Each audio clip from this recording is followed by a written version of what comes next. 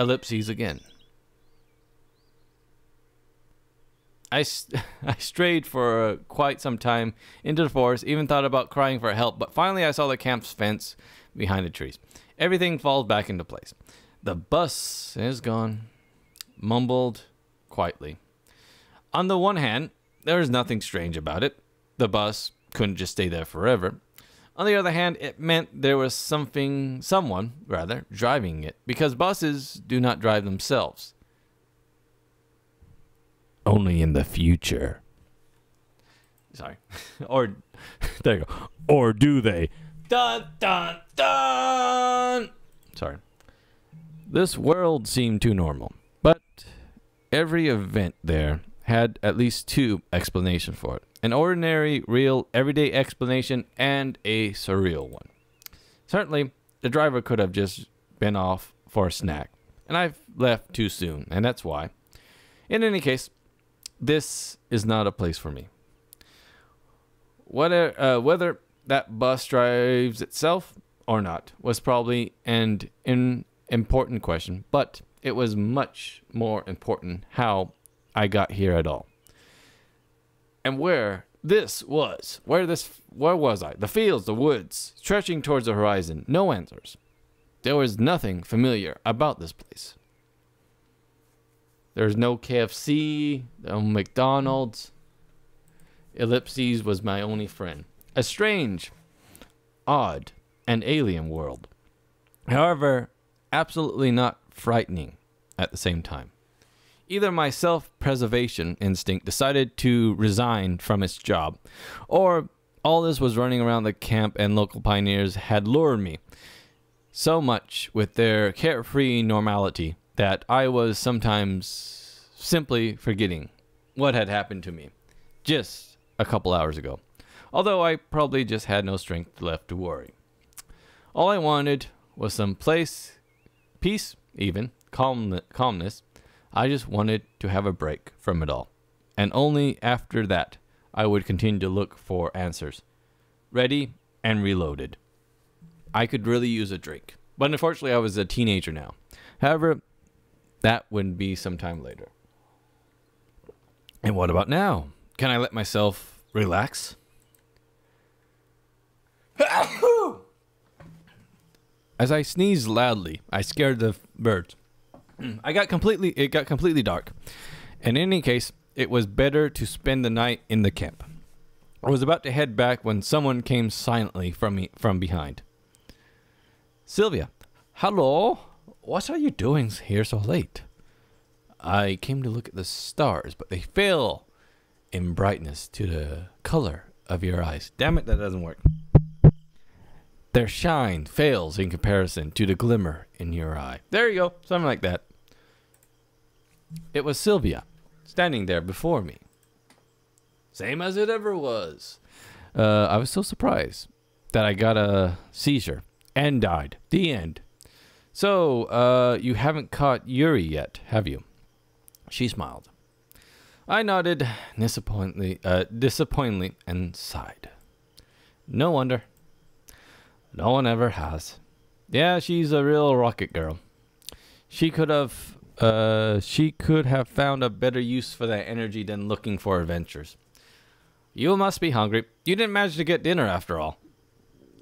Indeed, I had completely forgot about hunger, but after those words of her, my stomach drew my attention itself by giving a tremendous rumble. Sylvia smiled. Let's go then. What, is the canteen still open? It's all right. I have the keys. The keys? Yes, I have the keys to all the facilities in the camps. I am the warden. How come? Well, I'm something like the camp leader's aide here. I see. Well, let's go then. She offered to let me eat out in the canteen. Haha. I was trying to make that joke work, but it didn't work. I should stop, really. But let's continue. It was an offer you couldn't refuse. When we reached the square, Sylvia stopped in her track. Excuse me, I should warn my roommate that I'll be late. She's so punctual herself that she'll be worrying about me otherwise. You can go ahead to the canteen and I'll come in a minute, all right? All right. I really didn't expect at such a late hour someone would be there beside me, and that somebody was apparently hopelessly trying to open the door. Without any secret thoughts, I walked up onto the porch. The lockpicker turned out to be Elisa. I should have probably kept off and wait. She looked at me intently for a while, then said, "Don't just stand there. Give me a hand or something." Meaning, "Help me open the door, or I crack your spine." Why? "'Cause I want some buns with kerf. The dinner wasn't enough." Is this really a good idea? "Aren't you hungry yourself, huh? Yuri didn't let you have a normal dinner, did she?" She smiled sarcastically. It's true, she didn't. "It's fine. Sylvia will come in now and..." "What?" "Guess I shouldn't have said that." "I'm off then." "And you'll pay for this. You owe me 2 already." Having said that, Alyssa disappears into the night. And what was the first one for? This camp was surrounded by ellipses.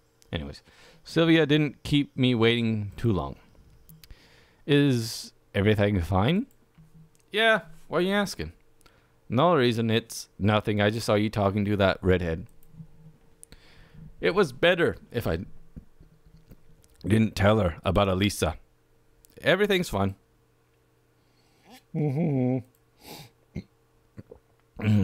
Well, shall we go? As for Sylvia, she seemed to not have noticed anything. Or at least she was pretending she didn't. We entered the canteen. "Wait a bit, I'll go get something." "You know, I could go get something. You don't have to serve me." All right. I sat down in a chair obediently and wait for my savoriness. Nice cutscene. My dinner was a simple. A few buns, a glass of kilf. No wonder. I bet hungry pioneers finished off everything. However, even that was far better than most of my usual diet.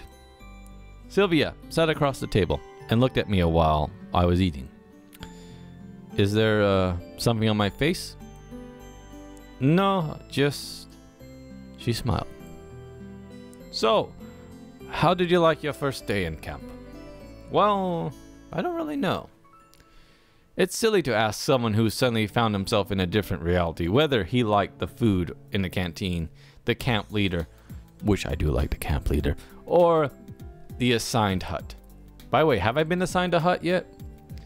It's alright, you'll get used to it. Sylvia stared into the window dreamily. Frankly speaking, I have no desire to get used to such things, but as for her, she doesn't know. Or at least she wants me to think that she doesn't. Well, all in all, it's nice here. I had somehow break the awkward silence. "Do you think so?"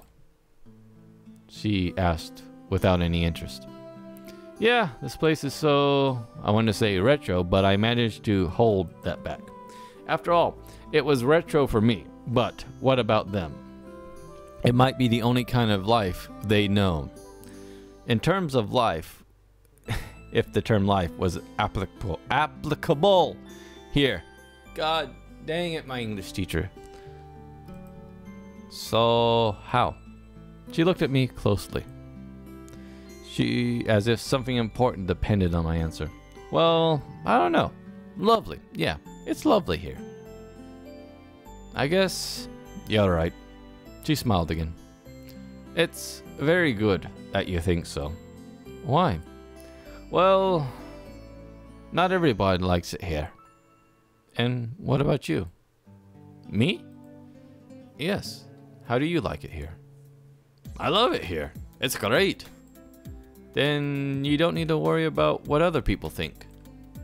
"Well, I don't really worry." Sylvia laughed. The conversation seemed to be leading me further astray from where I wanted to get, and that was with Sylvia. And you're worried yourself? Really? Why?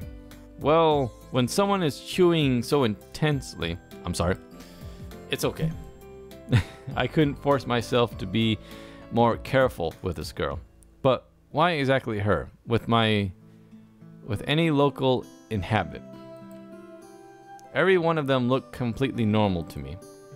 Precisely normal. So normal that it sends chills down my spine to its marrow. Normal, not like a neighboring human with a power drill in one hand and a subwoofer in the other. Why would you carry a subwoofer in the other?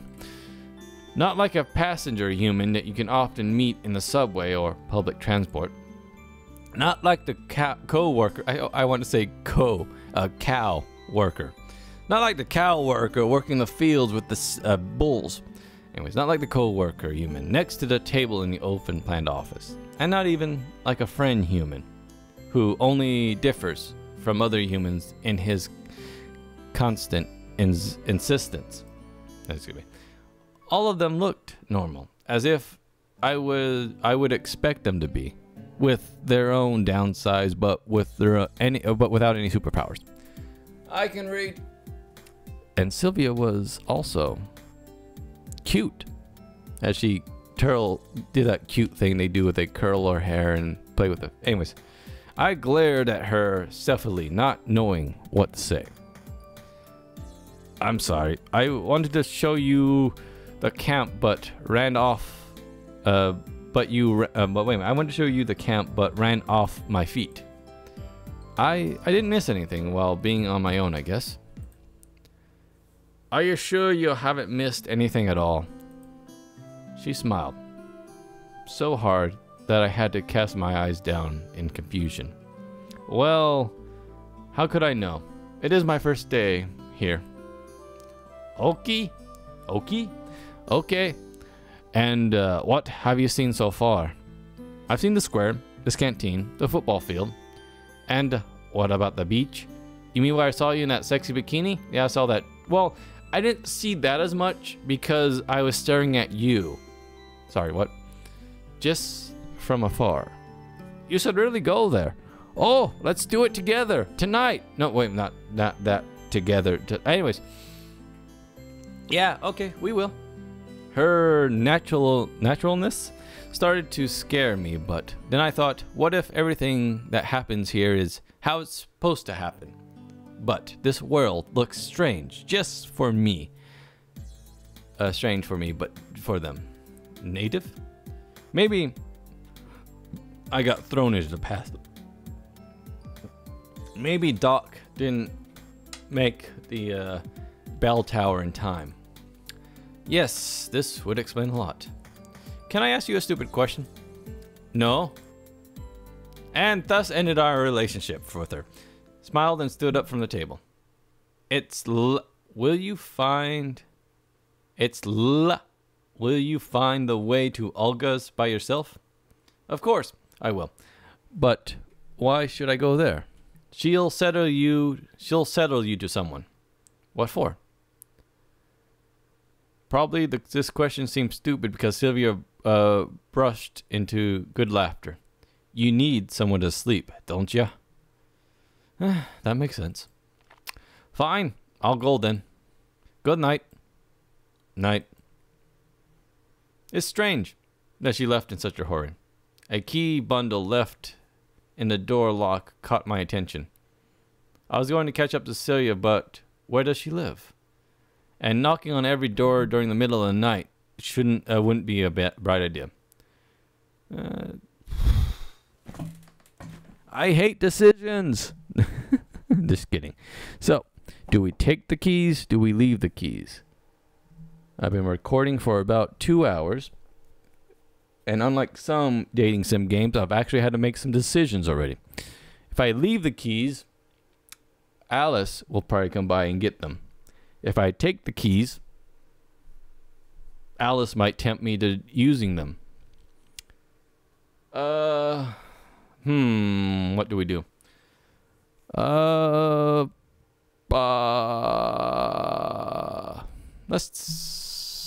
My mind, we take the keys.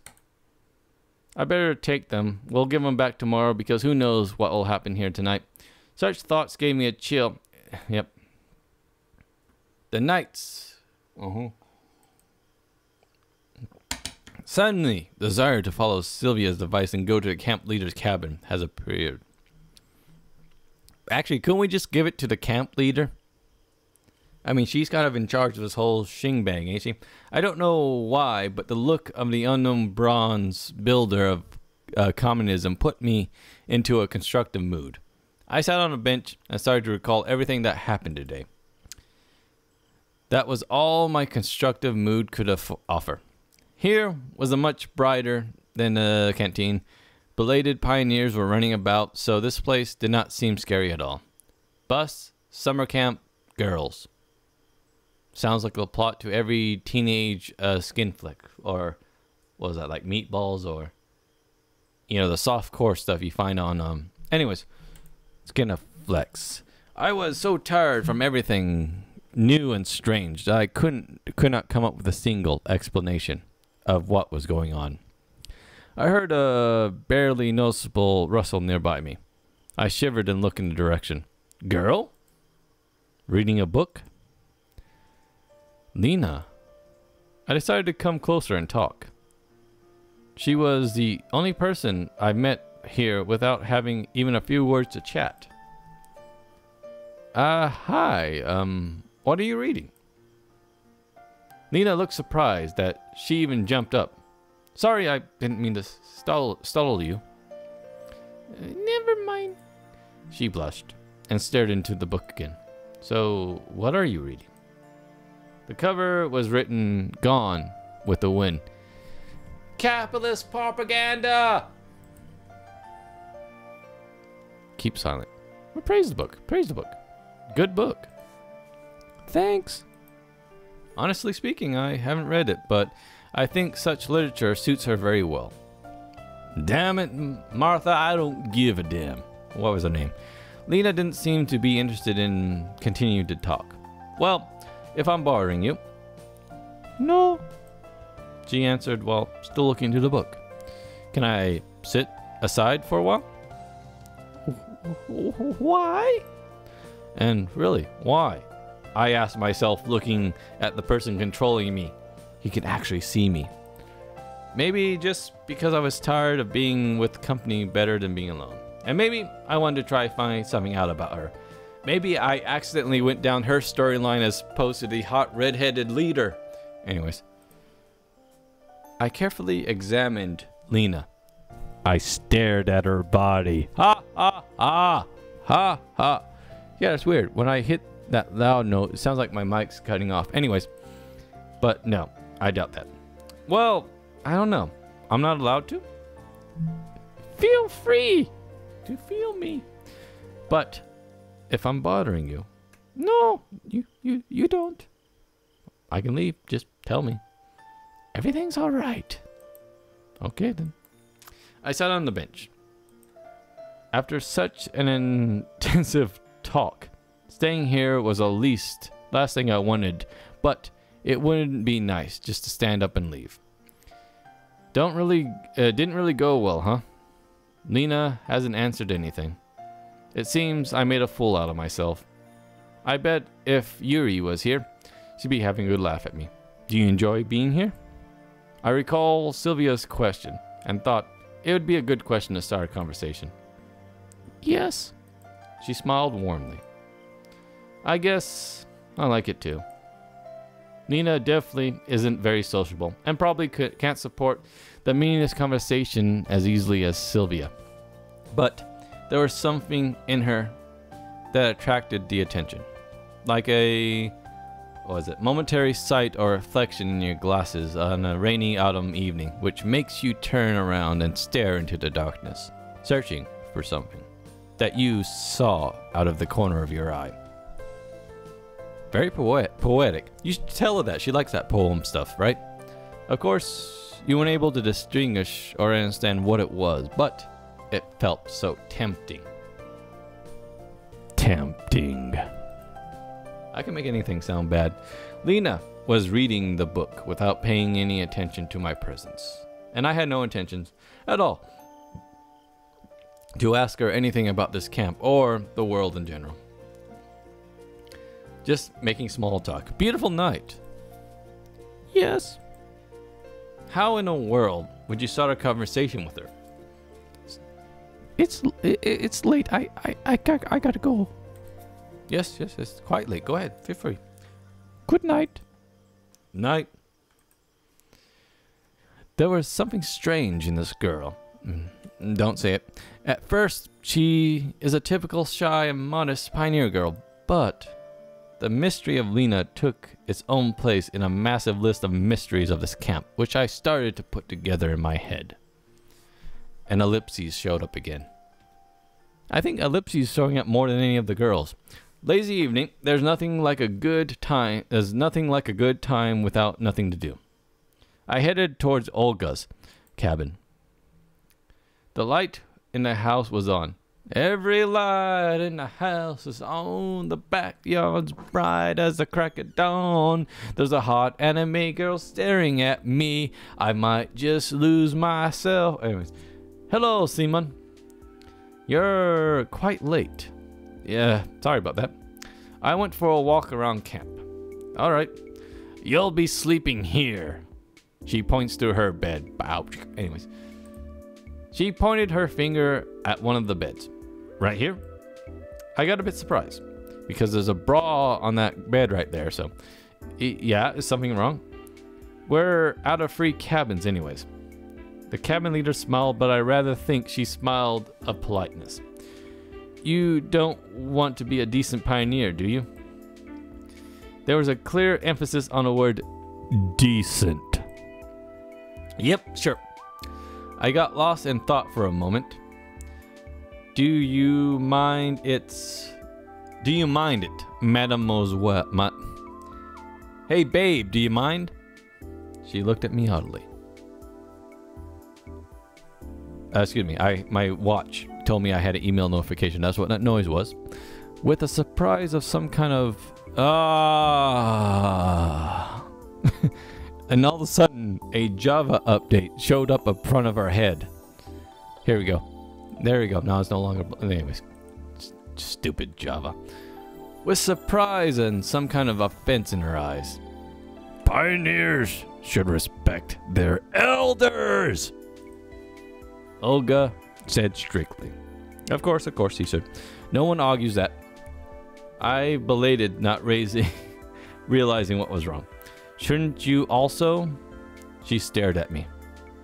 Under such gaze, even mithril forged by the best dwarf masters from the deepest dungeons would melt. Should I what? What's up? Toot? Did you just call it toot? This lack of understanding made me talk louder. You should address adults properly. You, of course. Yes, of course. There's a lot of strange things here. But this girl is a couple years older than me? Or maybe even younger. But I decided not to argue. While just a few minutes ago, I would never called her an adult. I have to admit that she was given a strong character. And in any case, I wasn't in position to argue. As you say, ma'am, I mumbled. That's better. This is how a decent pioneer should conduct oneself. And now it's time to sleep. Honestly speaking, I wasn't going to become neither a decent nor indecent pioneer. Just yesterday, I wasn't going to be a pioneer anyways. But I have no choice now. I'm stuck in this video game. No desire will put you down. Excuse me. Minor heart attack. So we're in the same cabin as Olga. I went to bed and closed my eyes and realized how tired I was today.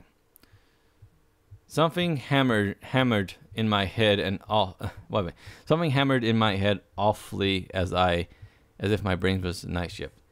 And they seemed to be aimed more at rolling the steel than working with something more sensitive. By the way, I haven't saved, have I? I'll figure out how to do that later. The bus through my mind. And a square with the monument. Cantinas full of pioneers. I keep wanting to say prisoners. The mischievous face. Mouth? Anyways. Of Una. Sylvia.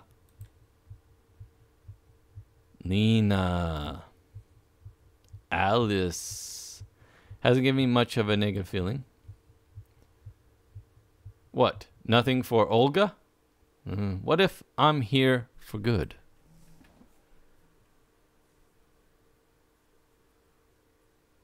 Day 2. Holy cow. Maybe I should end the video here. Because I could be playing this all night, essentially. It's getting pretty late.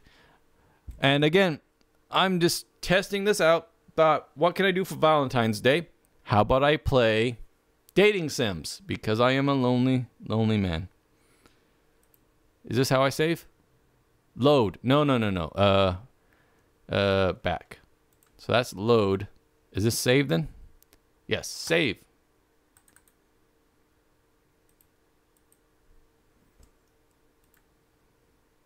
There we go. Game saved. So now we can come back to see if we go after the lovely Sylvia, the adult Olga, the shy Lena, the rebellious Alice, or the fun-loving, and I'm not going after Uva. So, anyways, with all of this aside, there was a look at Everlasting Summer. Depending on how things go, I might come back to this for the rest of the Valentine's holiday. But I have a couple other games I want to play also in the spirit of Valentine's Day. So there it was. There's the first game. And I'll go ahead and end the video. So thanks again for watching. And see you next time.